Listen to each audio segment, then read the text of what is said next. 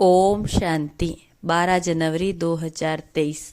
आशे बाबा के मधुर महावाक्य है, मीठे बच्चे, बाप उस्ताद ने तुम्हें मनुष्य से देवता बनने का हुनर सिखलाया है। तुम फिर श्रीमत पर औरों को भी देवता बनाने की सेवा करो।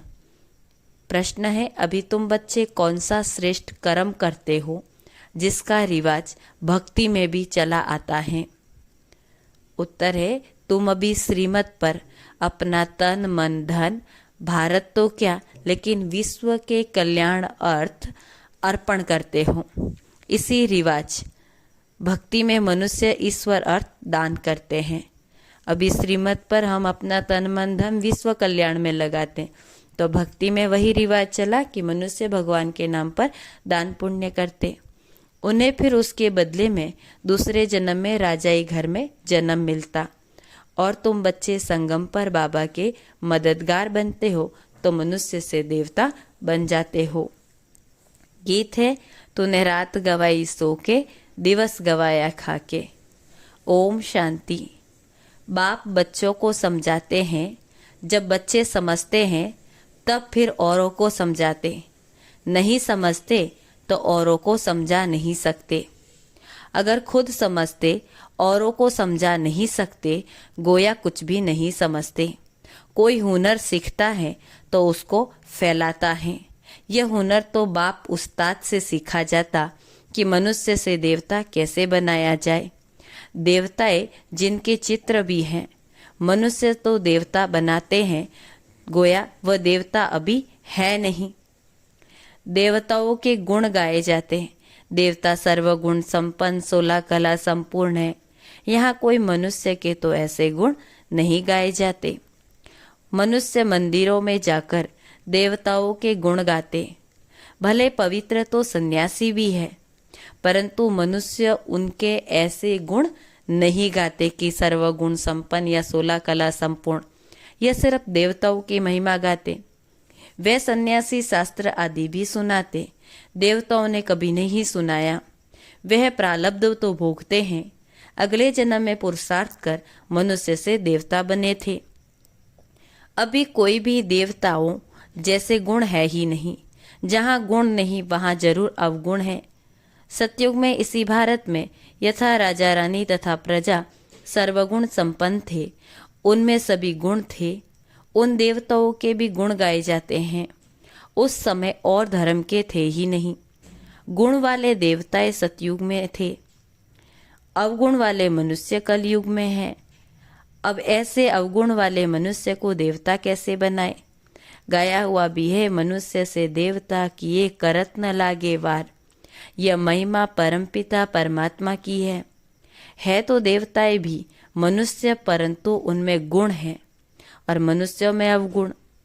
गुण प्राप्त होते हैं बाप से, जिसको सतगुरु भी कहते हैं। अवगुण प्राप्त होते हैं माया रावण से। इतने गुणवान फिर अवगुणी कैसे बनते? सर्वगुण संपन्न और फिर सर्व अवगुण संपन्न कौन बनाते हैं? यह तुम बच्चे जानते हो। गाते भी हैं, मुझ निर्गुणहारे में कोई गुण नहीं। देवताओं के कितने गुण गाते, इस समय तो वह गुण किसी में भी है ही नहीं। खान पान आदि कितना गंदा है। देवताएं हैं वैष्णव संप्रदाय और इस समय के मनुष्य है रावण संप्रदाय। खान पान कितना बदल गया है। सिर्फ ड्रेस को नहीं देखना, देखा जाता है खान पान और विकारीपन को। बाप खुद कहते हैं, मुझे भारत में ही आना पड़ता है। ब्रह्मा मुख वंशावली ब्राह्मणियों द्वारा मैं स्थापना कराता हूँ। यह ब्राह्मणों का यज्ञ है ना। वह विकारी ब्राह्मण कुख वंशावली और तुम हो मुख वंशावली। बहुत फर्क है। वो साहूकार लोग जो यज्ञ रचते हैं उसमें जिस्मानी ब्राह्मण होते हैं। यह है बेहद का बाप, साहूकारों का साहूकार, राजाओं का राजा। साहूकारों का साहूकार क्यों कहते हैं? क्योंकि साहूकार भी कहते हैं कि हमको ईश्वर ने धन दिया। ईश्वर अर्थ दान करते तो दूसरे जन्म में धनवान बनते। इस समय तुम शिव बाबा को सब कुछ तन मन धन अर्पण करते हो तो कितना ऊंच पद पाते हो। तुम श्रीमत पर इतने ऊंच कर्म सीखते हो तो तुमको जरूर फल मिलना चाहिए। तन मन धन अर्पण करते हो, वह भी ईश्वर अर्थ करते कोई के थ्रू। ये रिवाज भारत में है। बाप तुमको बहुत अच्छे कर्म सिखलाते। तुम यह कर्तव्य सिर्फ भारत तो क्या परंतु सारी दुनिया के मनुष्यों को कल्याण अर्थ करते हो। उसका एवजा मिलता कि मनुष्य से देवता बनते। जो श्रीमत पर जैसा कर्म करता ऐसा फल मिलता।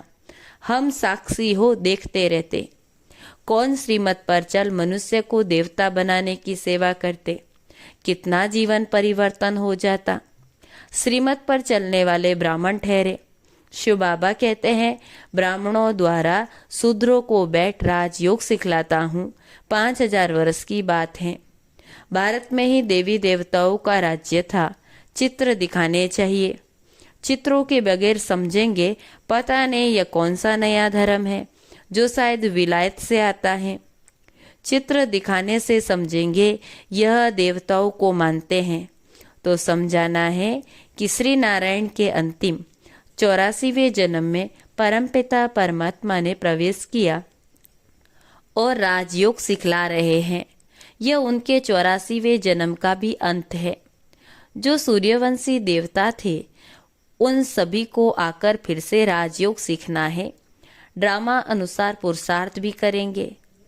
तुम बच्चे अभी सम्मुख सुन रहे हो और बच्चे फिर इस टैप द्वारा सुनेंगे तो समझेंगे हम भी माता पिता के साथ फिर सो देवता बन रहे हैं।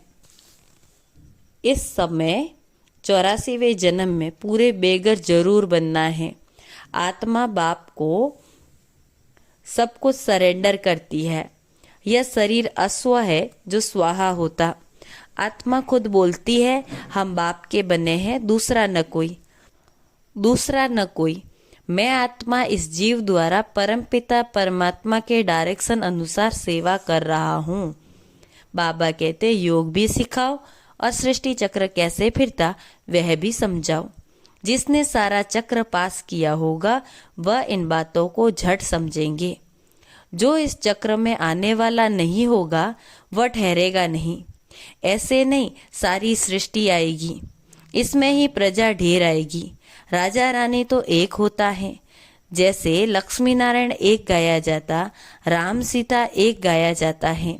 प्रिंस प्रिंसेस तो और भी होंगे, मुख्य तो एक होगा ना। तो ऐसा राजा रानी बनने के लिए बहुत मेहनत करनी है। साक्षी हो देखने से पता पड़ता यह साहूकार राजाई कुल का है या गरीब कुल का। कोई माया से कैसे हारते जो भागंती भी हो जाते। माया एकदम कच्चा खा जाती। इसीलिए बाबा पूछते हैं राजी खुशी हो। माया के थप्पड़ से बेहोश व बीमार तो नहीं पड़ते हो। ऐसे कोई बीमार हो पड़ते फिर बच्चे उनके पास जाते, ज्ञान योग की संजीवनी बूटी देकर सुरजित कर देते। ज्ञान योग में न रहने कारण माया एकदम कला काया चट कर देती। श्रीमत छोड़ मन मत पर चल पड़ते। माया एकदम बेहोश कर देती। वास्तव में संजीवनी बूटी यह ज्ञान की है। इसमें माया की बेहोशी उतर जाती। ये बातें सभी इस समय की है। सीताएं भी तुम हो। राम आकर माया रावण से तुमको छुड़ाते हैं। जैसे बच्चों को सिंध से छुड़ाया, रावण लोग फिर चुरा ले जाते। अभी तुमको माया के चंबे से सबको छुड़ाना है। बाबा को तो तरस पड़ता। देखते कैसे माया ने थप्पड़ लगाए बच्चों की बुद्धि ही एकदम फिरा देती। राम से बुद्धि फेर रावण की तरफ कर देती। जैसे खिलौना होता है, एक तरफ राम एक तरफ रावण। इसको कहा जाता है आश्चर्यवत बाबा का बनंती फिर रावण का बनंती। माया बड़ी दुस्तर है। चूहे मुआफिक काट कर खाना खराब कर देती। इसीलिए श्रीमत कभी छोड़नी नहीं है।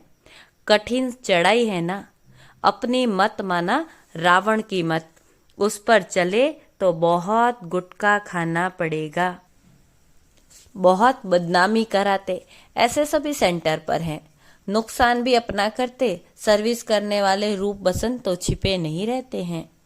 देवी राजधानी स्थापन हो रही है, इसमें सभी अपना अपना पार्ट जरूर बजाएंगे। दौड़ी लगाएंगे तो अपना कल्याण करेंगे। कल्याण में भी एकदम स्वर्ग का मालिक बनेंगे। जैसे माँ बाप तख्त नसीन, तो बच्चों को भी होना है ना।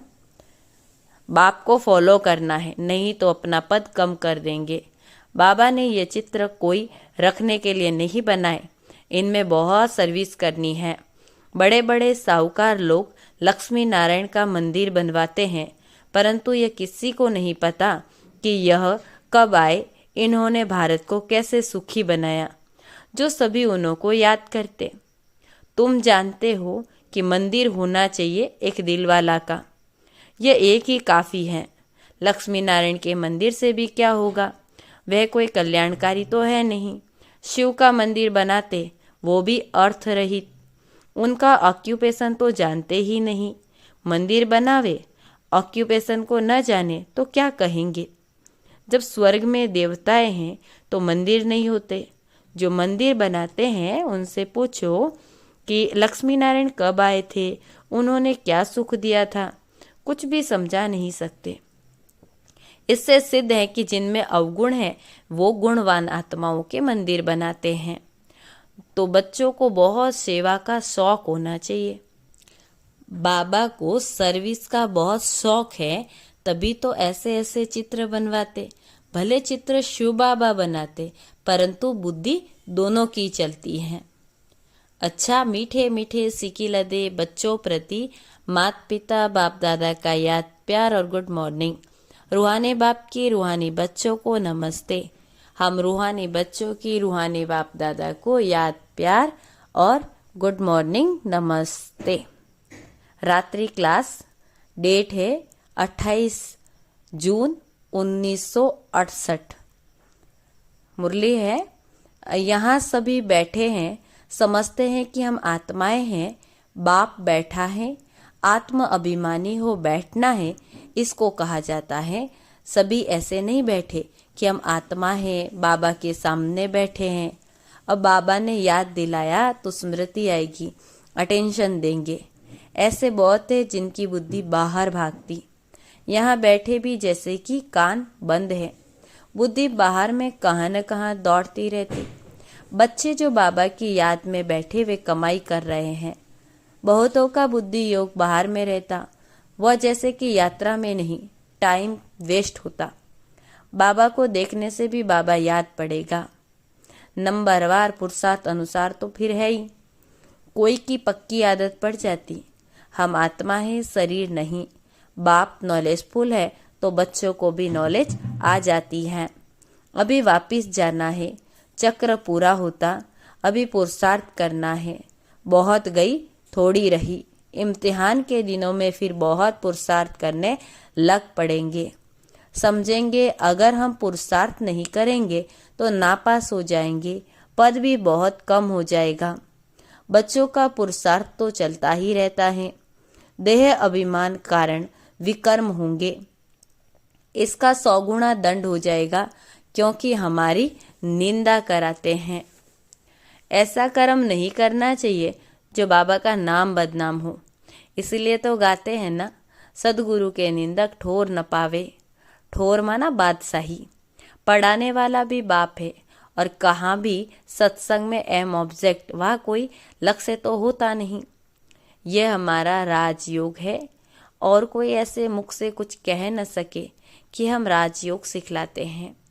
वह तो समझते हैं शांति में ही सुख है, वहाँ तो न दुख न सुख की बात है, शांति ही शांति है। फिर समझा जाता इनकी तकदीर में कम है। सभी से तकदीर ऊंची उनकी है जो पहले से पाठ बजाते। वहाँ उनको ये ज्ञान नहीं रहता, वह संकल्प ही नहीं चलेगा। बच्चे जानते हैं हम सभी अवतार लेते हैं, भिन्न भिन्न नाम रूप में आते हैं। ये ड्रामा है ना, शरीर धारण कर इनमें पाठ बजाती हैं। ये सारा राज बाप बैठ समझाते हैं। तुम बच्चों को अंदर में अतीन्द्रिय सुख रहता, अंदर में खुशी रहती। कहेंगे यह देही अभिमानी है। बाबा समझाते भी हैं कि तुम बच्चे स्टूडेंट हो। जानते हो, हम देवता स्वर्ग के मालिक बनने वाले हैं। सिर्फ देवता भी नहीं, हम विश्व के मालिक बनने वाले हैं। यह अवस्था स्थायी तब रहेगी जब कर्मातीत अवस्था बनेगी। ड्रामा प्लान अनुसार होनी है जरूर। हम ईश्वरीय परिवार में हैं। स्वर्ग की बादशाही मिलनी है जरूर। जो जास्ती सर्विस करते, उन्हों को बहुतों का कल्याण करते तो ऊंच पद मिलेगा। बाबा ने समझाया वह योग की बैठक यहाँ ही हो सकती है, बाहर सेंटर पर ऐसे नहीं हो सकती। 4 बजे आना, निष्ठा में बैठना, वहाँ कैसे हो सकता? नहीं ना। सेंटर में रहने वाले भल बैठे, बाहर वाले को भूले चुके भी कहना नहीं। समय ऐसा नहीं है, यह यहाँ ठीक है। घर में ही बैठे हैं, वहाँ तो बाहर से आना पड़ता। यह सिर्फ यहाँ के लिए है। बुद्धि में ज्ञान धारण होना चाहिए। हम आत्मा है, उनका ये अकाल तख्त है। टेव अर्थात ये आदत पड़ जानी चाहिए। हम भाई भाई हैं, भाई से हम बात करते हैं। अपने को आत्मा समझ बाप को याद करो तो विकर्म विनाश हो जाए। अच्छा, मीठे मीठे रूहानी बच्चों को रूहानी बाप दादा का याद प्यार, गुड नाइट और नमस्ते। रूहानी बच्चों के रूहानी मीठे मीठे बाबा को याद प्यार और नमस्ते। धारणा के लिए सार है। पहला पॉइंट, ज्ञान योग की संजीवनी बूटी से स्वयं को माया की बेहोशी से बचाते रहना है। मन मत पर कभी नहीं चलना है। दूसरा है, रूप बसंत बन सर्विस करनी है। माता पिता को फॉलो कर तख्त नसीन बनना है। वरदान, अपनी शक्तिशाली स्थिति द्वारा दान और पुण्य करने वाले पूजन्य और गायन योग्य भव। अपनी शक्तिशाली स्थिति द्वारा दान पुण्य करने वाले पूजन्य और गायन योग्य भव। विस्तार है, अंतिम समय में जब कमजोर आत्माएं आप संपूर्ण आत्माओं द्वारा प्राप्ति का थोड़ा भी अनुभव करेगी तो यही अंतिम अनुभव के संस्कार लेकर आधा कल्प के लिए अपने घर में विश्रामी होगी और फिर द्वापर में भक्त बनकर आपका पूजन और गायन करेगी। इसलिए अंत की कमजोर आत्माओं के लिए महादानी वरदानी बन अनुभव का दान और पुण्य करो। यह सेकंड का शक्तिशाली स्थिति द्वारा किया हुआ दान और पुण्य आधा कल्प के लिए पूजनीय और गायन योग्य बना देगा। आज का स्लोगन है, परिस्थितियों में घबराने के बजाय साक्षी हो जाओ तो विजयी बन जाएंगे। परिस्थितियों में घबराने के बजाय साक्षी हो जाओ तो विजयी बन जाएंगे। ओम शांति।